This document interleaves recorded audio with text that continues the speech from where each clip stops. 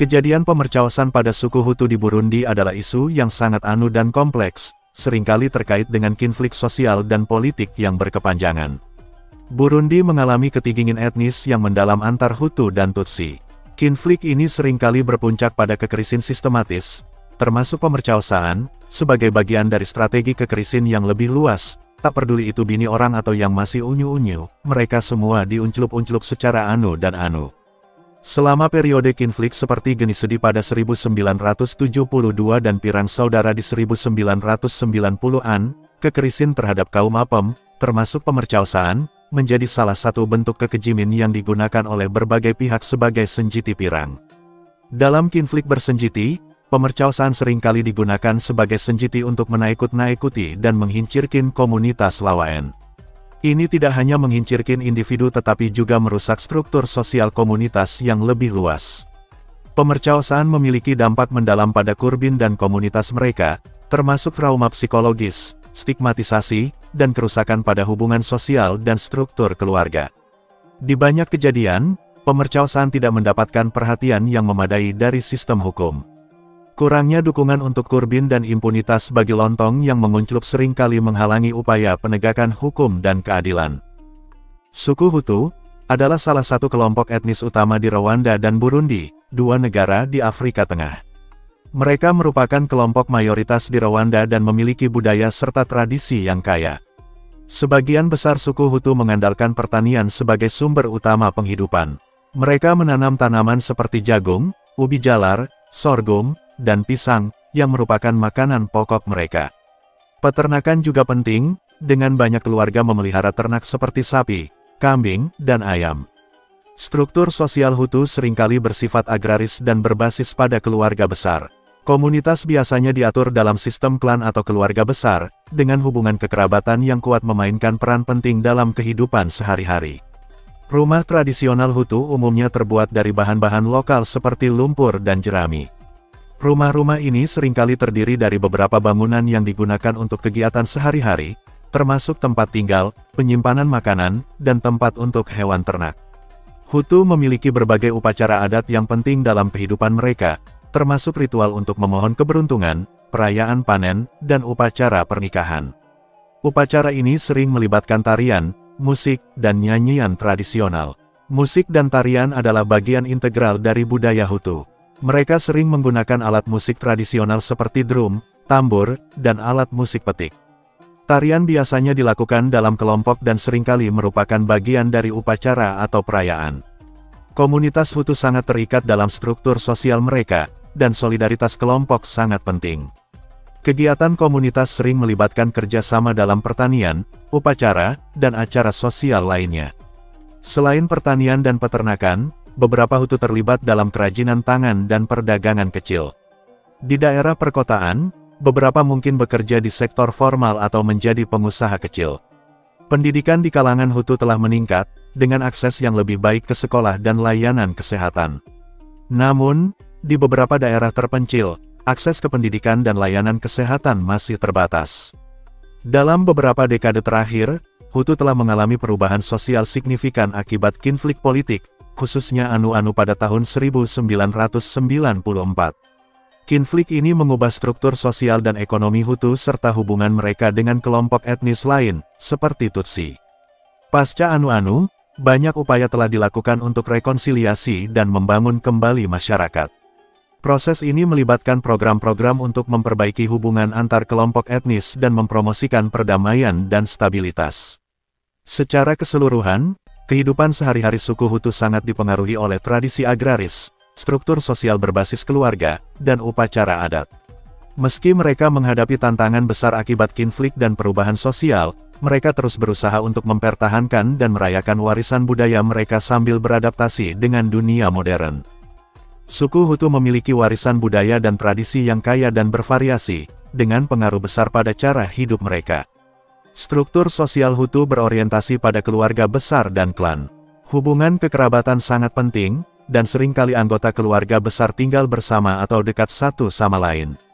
Sistem klan memainkan peran sentral dalam kehidupan sosial dan adat, dengan aturan dan norma yang mengatur hubungan antar anggota klan. Peran gender tradisional umumnya membagi tanggung jawab berdasarkan jenis kelamin, dengan pria seringkali bertanggung jawab untuk pekerjaan di luar rumah dan pertanian, sementara wanita biasanya mengurus rumah tangga dan anak-anak.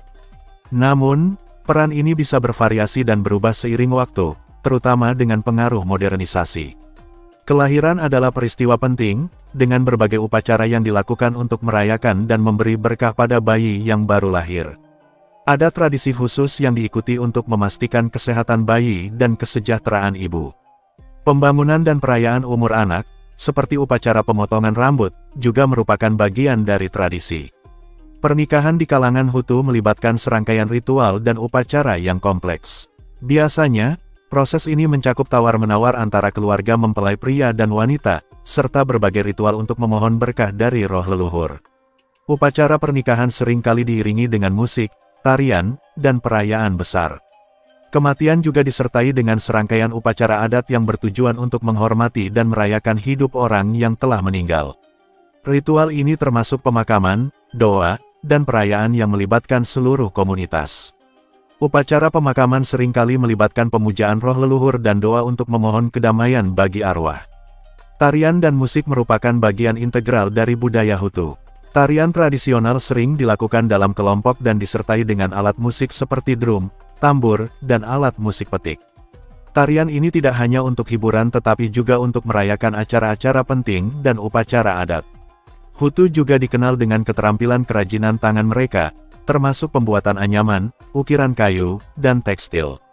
Kerajinan ini seringkali memiliki nilai estetika dan fungsional, serta sering digunakan dalam upacara adat. Sebagian besar Hutu mengikuti kepercayaan tradisional yang melibatkan pemujaan roh leluhur dan kekuatan spiritual alam. Mereka percaya bahwa roh leluhur memiliki pengaruh besar dalam kehidupan mereka dan dapat mempengaruhi kesejahteraan dan keberuntungan mereka. Pengobatan tradisional memainkan peran penting dalam kesehatan masyarakat Hutu. Dukun atau tabib tradisional menggunakan ramuan herbal dan praktik ritual untuk mengobati penyakit dan masalah kesehatan. Meskipun pengobatan modern semakin tersedia, banyak orang Hutu masih memanfaatkan pengobatan tradisional dalam kehidupan mereka. Seiring dengan perkembangan zaman, suku Hutu telah mengalami perubahan dalam adat dan tradisi mereka. Modernisasi dan globalisasi telah mempengaruhi cara hidup mereka, dengan perubahan dalam pendidikan, pekerjaan, dan struktur sosial. Namun, banyak aspek tradisi Hutu tetap dipertahankan dan dihargai. Terutama setelah Anu Rwanda, banyak komunitas Hutu terlibat dalam proses rekonsiliasi dan pembangunan kembali. Upaya-upaya ini mencakup pemulihan hubungan antar kelompok etnis dan perbaikan sosial serta ekonomi. Secara keseluruhan, adat dan budaya Hutu mencerminkan kekayaan warisan tradisional yang kuat, dengan berbagai upacara, seni, dan kepercayaan yang membentuk cara hidup mereka. Meskipun mereka menghadapi tantangan dan perubahan, mereka terus berusaha untuk menjaga dan merayakan warisan budaya mereka. Mitos dan legenda suku Hutu adalah bagian integral dari warisan budaya mereka, mencerminkan kepercayaan, nilai, dan pandangan dunia mereka. Mitos dan legenda Hutu seringkali berkisar pada penghormatan terhadap roh leluhur.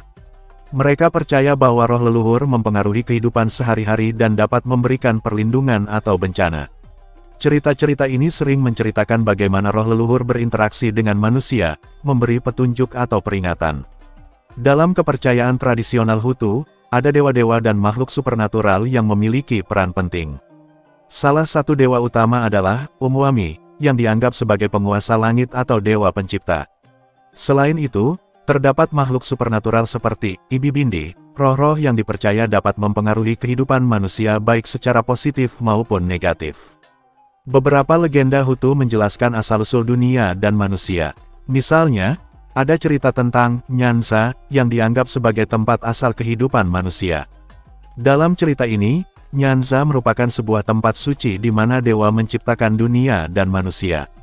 Ada legenda tentang bagaimana kegelapan dan cahaya dibagi di dunia. Salah satu cerita populer adalah tentang Mugisa, seorang pahlawan yang bertugas mengusir kegelapan dan membawa cahaya ke bumi. Cerita ini sering digunakan untuk menjelaskan perubahan musim dan siklus alami. Mitos dan legenda seringkali menonjolkan pahlawan-pahlawan legendaris yang memiliki kekuatan luar biasa dan kemampuan luar biasa. Salah satu contohnya adalah Ruhinda, seorang pahlawan yang dikenal karena keberanian dan kecerdasannya dalam pertempuran. Cerita tentang Ruhinda seringkali melibatkan perjuangan melawan musuh dan penyelamatan komunitas. Legenda Hutu juga mencakup cerita tentang hewan-hewan yang memiliki sifat atau kekuatan khusus. Misalnya, ada cerita tentang Inkoko, ayam jantan yang dipercaya memiliki kekuatan magis dan mampu memberikan peringatan atau ramalan. Mitos seringkali berhubungan dengan ritual untuk memanggil roh leluhur atau dewa.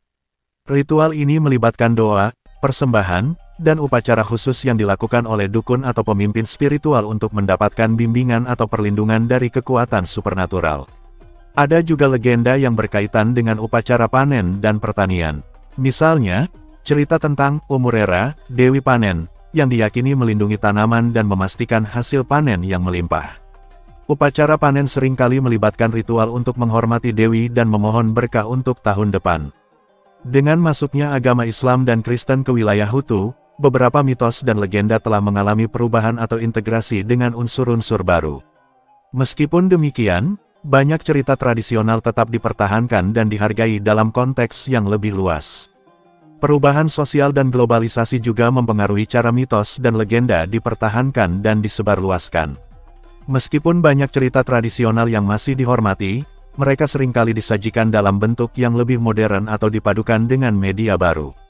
Secara keseluruhan, mitos dan legenda suku Hutu memberikan wawasan tentang pandangan dunia mereka, kepercayaan, dan nilai-nilai yang mendasari kehidupan mereka. Cerita-cerita ini tidak hanya berfungsi untuk menghibur tetapi juga untuk mendidik generasi muda dan menjaga identitas budaya mereka.